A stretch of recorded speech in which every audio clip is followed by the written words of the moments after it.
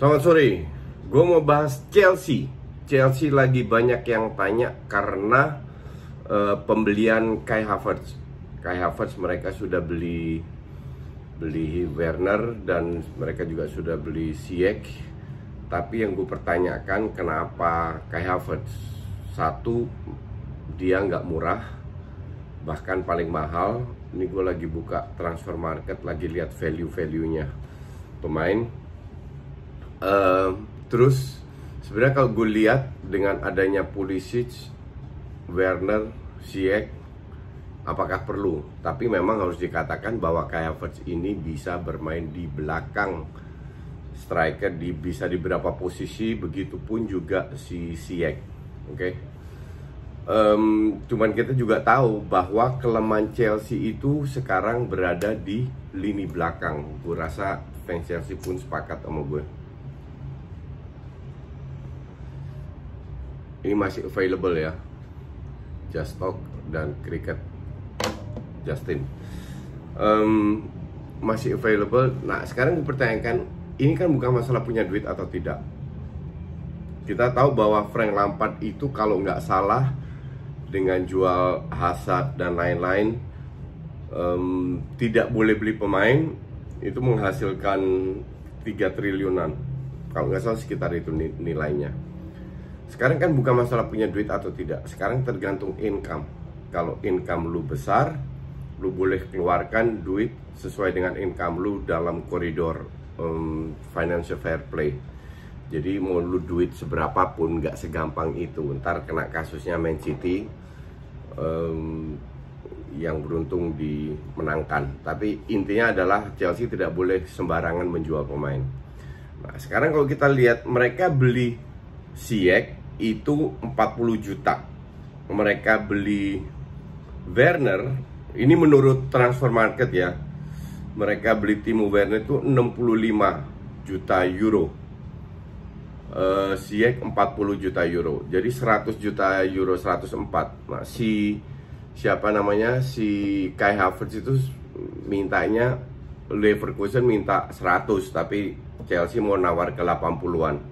Itu tetap hampir 200 juta keluar loh, lebih dari 3 triliun. Asumsi 3 triliun itu sesuai dengan 3 pemain ini. Oke, case clear, kosong, mulai 0-0 lagi. Nah, pemain sekarang beli pemain belakang itu pakai income dari mana? Artinya mereka harus jual pemain. Oke, nanti kita bahas strategi. Mereka harus jual pemain. Pemain yang kira-kira dijual, nggak mungkin jual Pulisic, Mason Mount karena baru dibeli. Oke. Lini belakang, Rudiger 40 juta, feeling gue nggak ada yang mau nilai segitu. Zuma 28, Christensen 24. Kalau lu gabung aja 3-3 ini di atas kertas ya, itu 92 juta. 92 juta lu bisa dapat 2 center back yang lumayan, not bad, bukan kelas dunia. Karena sekarang harganya De Vrij aja udah 70-80, udah nggak masuk akal. Tapi gue nggak yakin seorang Rudiger harganya value-nya 40, Kurtzuma 28, Christensen 24. Feeling gue mereka itu 20-30-an, nggak lebih dari itu. Kalau lu 3-3 jual, nggak bisa dapat kelas dunia juga. Ini kita lihat lagi, kita turun ke bawah, siapa yang value-nya agak. Jorginho, Alonso 20-an, tapi Alonso masih 29. Gue rasa belum, nggak perlu dijual lah. Gue kira lebih tua by the way, ternyata masih 29. Emerson, ya Emerson, wah not bad. Aspi juga baru 30, 24, jangan dijual, terlalu murah. Aspi masih lumayan lah. Jorginho yang kemungkinan jual, value-nya 52. Nah, Kante nggak mungkin dijual, Kante agak mahal, 80-an. Kovacic mungkin 36. Jadi kalau jual Jorginho dengan 2 center back, mungkin Kovacic atau Barkley juga cuma 21 juta. Kovacic masih 36. At least you got sekitar 100 jutaan lah, 120-130. Then you can buy 2 center back. Nah itu sangat penting. Belum kiper. Gosipnya beredar, Kepa mau dijual, barter tambah duit lagi. barter dengan ATM untuk Oblak. ATM juga nggak sarap kali, minimal minta tambahan 30, 40, mungkin 50 juta. Kalau nggak, ngapain mereka lepas Oblak? Ya kan, memang value-nya nggak dapat 80, 90-an, karena kiper bagus itu kan nggak banyak. Pemain hebat itu banyak, kiper hebat nggak banyak. Jadi kalau mau geser Liverpool sama City, for sure kipernya harus diganti. Kita tahu, gue rasa kalian juga setuju lah semua sama gue. Oblak tambah 30-40. Nah terus dari 150, asumsi 150 juta yang masuk dari penjualan pemain. Oblak tambah 40-an, 40-50, tinggal 100, harus beli 2. Siapa yang mau beli? Koulibaly aja minta 80. Center back-nya Red Bull itu siapa? Upamecano itu juga sekitar 60-70. Repot juga. Ya, jadi akan kesulitan untuk beli 2 center back yang top kelas dunia dan kiper kelas dunia. Kalau gue bilang stok depan itu masih bagus. Giroud lagi on fire sebagai pelapis lah. Masih ada Tammy Abraham, sayap masih ada Odoi, asumsi Willian dan Pedro out. Masih ada Mason Mount yang bisa di kiri, Pulisic, sekarang tambah Werner di kiri, Pulisic geser ke Mason Mount geser lah ke tengah, tempatnya Ziyech. Di Kai Havertz bisa bermain sebagai striker beberapa tempat, tapi stok depan itu jadi banyak banget. Pemain kayak Odoi kalau nggak dikasih main jam terbang, atau Tammy Abraham, nggak berkembang juga. Dan ini yang gue bilang, gue agak gimana ya, apakah ini pembelian yang baik atau tidak? Karena belum terbukti juga Kai Havertz berhasil. Ujungnya ntar kayak Balak. Oke. Jadi untuk gue sih, pemain yang muda yang belum terbukti 40-50 oke lah. Bahkan Ziyech itu murah banget 40. Dia sudah terbukti bahwa dia di timnas pun, di Ajax di usia 27 baru pindah. Kalau kayak Havertz itu kan masih muda banget.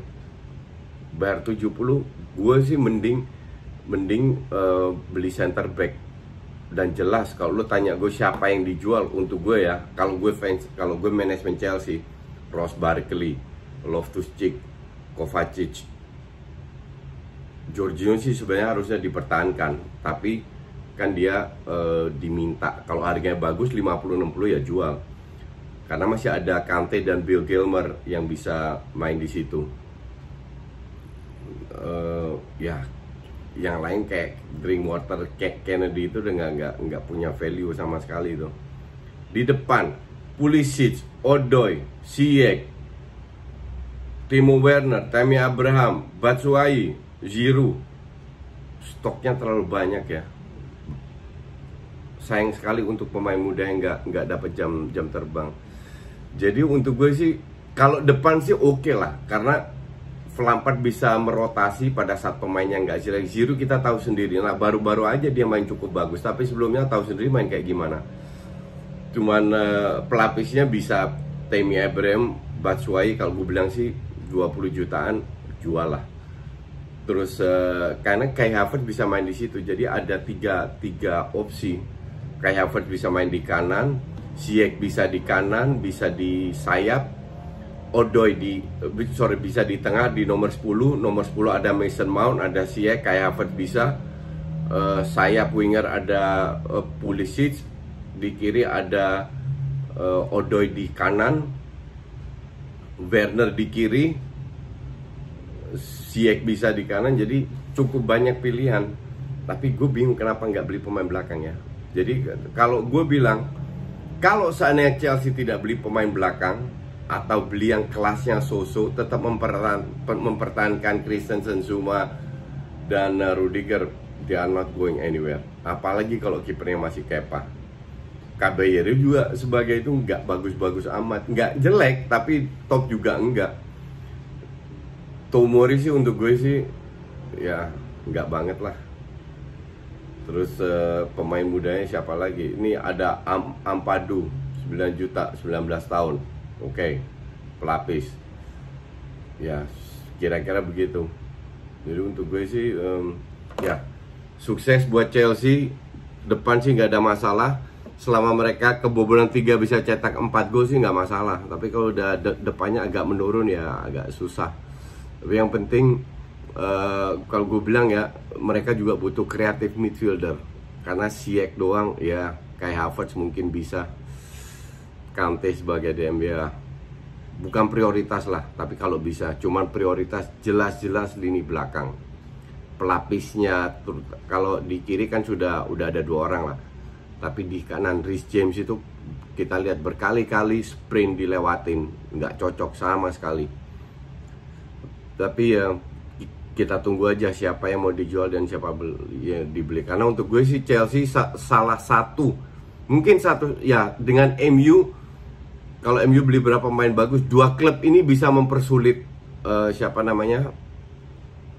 Liverpool dan City. Arsenal sih bisa juga asal dikasih 4-5 pemain bagus, tapi gue nggak yakin itu. Kalau Spurs gue nggak mau bahas, nggak jelas sih. Thanks.